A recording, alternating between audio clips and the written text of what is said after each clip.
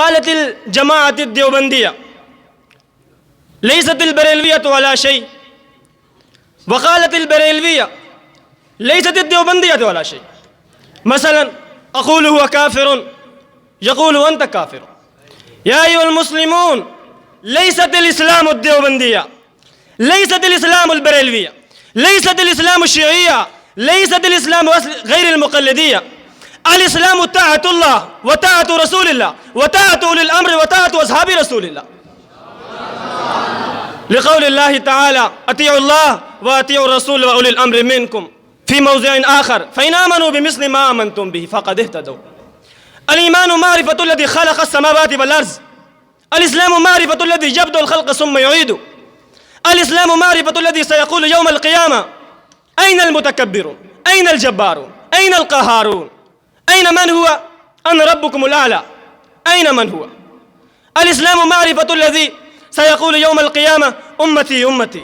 سيقول يوم القيامة: أنا لها أنا لها. يا أيها المسلمون، المسلم في هذا الزمان يقول بعضهم ببعض: هذا كافر ذاك كافر، هذا مشرك ذاك مشرك، هذا زنديق ذاك زنديق، هذا المبتدئ ذاك مبتدئ. ماذا تقولون؟ ماذا تقولون؟ أنا أسألكم: أهذا مذهب الإسلام؟ أهذا دين الإسلام؟ أهذا منهج الإسلام؟ ليس هذا إسلاما، ليس هذا إسلاما. ثانيا، أريد أن أخبركم عن المحبة.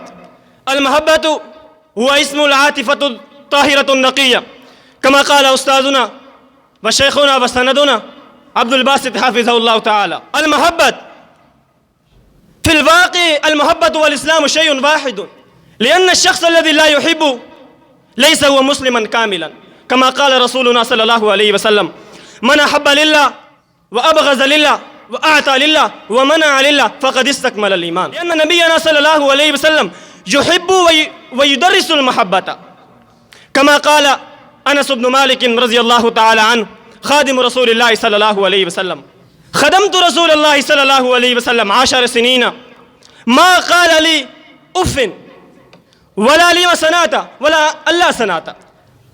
يا أيها المسلمون، خلاصة ما قلت لكم: انتشروا في هذا العالم وانشروا المحبة والصداقة والسلامة، كما قال رسول الله صلى الله عليه وسلم: أفشوا السلام، أطعموا الطعام، صلوا الأرحام، وصلوا بالليل والناس نيام، تدخلوا الجنة بسلام. السلام عليكم ورحمة الله وبركاته.